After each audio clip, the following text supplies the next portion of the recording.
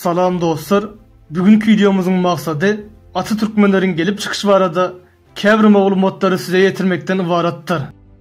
Eğer bu video gördüğünüze yarasa like koyup paylaşmayı yattan çıkarmayın. Türkmenistan'ın ve Özbekistan'ın köp etraflarında giyinden yayılan Türkmen tayfalarının biri atalardır.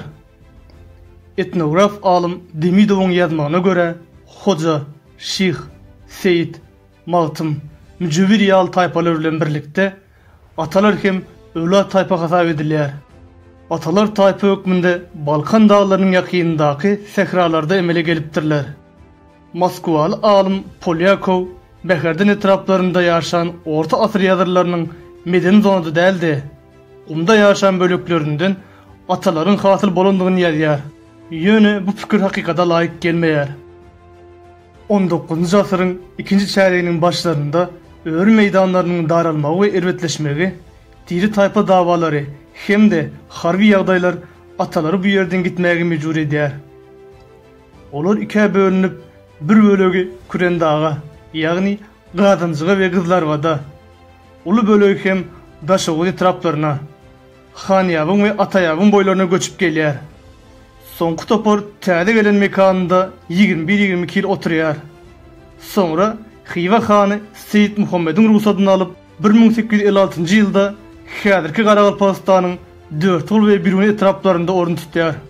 Bu topara giren ilatyň bir bölegi sonra Darganata, Dänew, Mar we Sakarçaga etraflaryna göçüp bu ýerlerdäki ata owalaryny döretýär. Küren dağa giden atalaryň bölekleri Tejene ve Eýranyň gürgen etraflaryny hem aýrlaşýarlar. Yerli Rus häkimetleriniň ruhsat bermegi bilen 1891 ýylda Tejende, Marda ve Etrekde ýaşaýan atalardan 160 hojalyk Sarakta göçürilip bu ýerdäki ata owasyny emele getirýär. Taypanyň adynyň emele gelişi şeýlerek ýagdaýda düşündirilýär. Ata türkü sözdür. Ol aslında çağan dünýä indiren atany, ýagny kakany aňlatýar. Ýöne bu soňky wagtda azanata, gaýnata, ilmatasy, atalyk ýaly düşünjeleri hem anlatmagy başlaýar. Taypanyň ýaşullary Laytada ruhany wekilleri ata sözüniň soňky manylaryndan uğur alyp bu etnik ady 4 şaryarlaryň üçüncüsi, Muhammed Peýgamberiň egindeşi, Arap halife Osman ibn Affanyň ady we çini bilen baglanşdyrýarlar.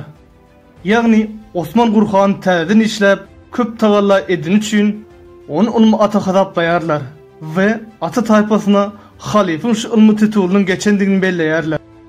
Ata diýen etnik adyň döreýişi Hoca Ahmet Yasawy we onuň ýaşan döwrüniň medeniýeti bilen baglanşyklydyr. Ahmet Yasawy Türkistan şäheriniň ýakynyndaky Yasa owasynda dogulýar. Soğupçulukta ulu awraya eýe bolandan soň Hoca Ahmet'in çıkan taypası hem Yasa diyen adı alýar. Taypanın urugbaşlarynyň adynyň izine bolsa ata diyen türkü söz goşulýar.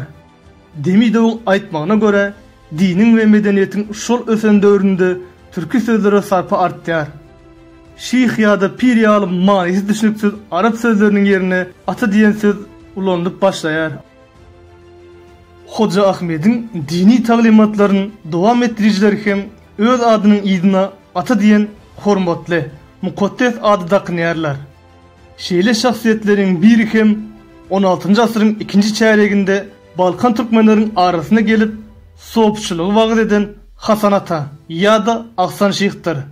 Çarwa türkmenleri onu Gözlü ata, ýagny Görgür ata, öňden görýän diýip adlandyrypdyrlar. Dürlü taypa tirilerden we halklardan onun töregine üýşen ile de Gözlü atanyň ýyl diýipdirler. Gözlü atanyň mazary bolsa Garagunda Şagadam şäheriniň 150 kilometr demirgazyk gündogorunda ýerleşýär.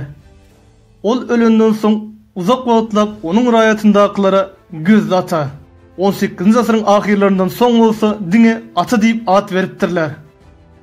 Maltymly Pragy bu taypanyň adyny diňe Gözlü ata diýip tutýar. Onuň ot nedir goşgusynda sen gözlü ata bolsoň bizi gerkezili diýen setirlerini duş gelmek bolýar.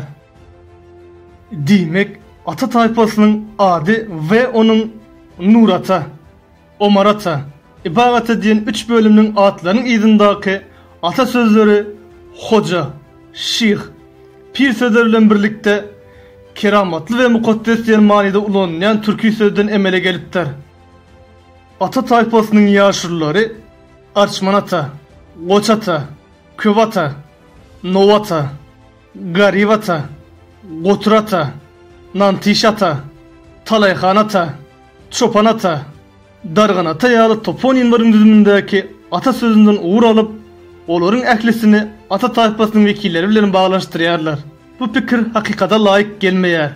Çünki yer ýurt atlaryň ýerine goşulýan ata sözü edil Astana baba, Bilal baba, Çäç baba, Ýylanly baba, Uzun tut baba ýaly toponimlarda duş gelýän baba, hoja, pir, can, mama, ene, bibi sözleri ýaly keramatly ýerleriň, ýagny öwliyalaryň, mozoleylerin, çeşmelerin atlarına mukaddes manisinde köp ulanýan sözdür. Şeýle de Dargan atada ataların yaşayandygyny ve onun adynyň Dargan, Pıtran atalar diýilip düşündirilýändigine garamazdan bu adın atalara dahil ýeri ýokdur. Çünki atalar taýp hökmünde ýüze çykmagynyň has öňhem bu ýerdäki Dargan mozoleyine Dargan ata diýilýär eken. Özbegistanda ýaşaýan ata türkmenleri esasan da Garagalpakistan Awtonom Respublikasynyň 4 uly, 1 uny, 50 kala etraplarında, az mukdarda bolsa da Хорезмиň käbir etraplarında, şeýle de Amderýa, Nowaýe, Surhanderýa velayatlarında ýaşaýarlar. 4 uly türkmenleriň arasynda dünýä inen zihini aydynçy Osman Nowruzow hem tanaýanyňyz azdyr. YouTube'da onun adyny ýazyp gözleseňiz, türkmen dilinde aýdan bir näçe aýdymlaryny dinläp bilersiňiz. Hawa dostlar, bugünkü videomuz şundan ibaret. Videodaky maglumatlardan başga da bilýän zatlaryňyz bar bolsa, tesirler bölüminde ýazyp bilersiňiz. Hoş, sag bolun, saglykda görüşelim.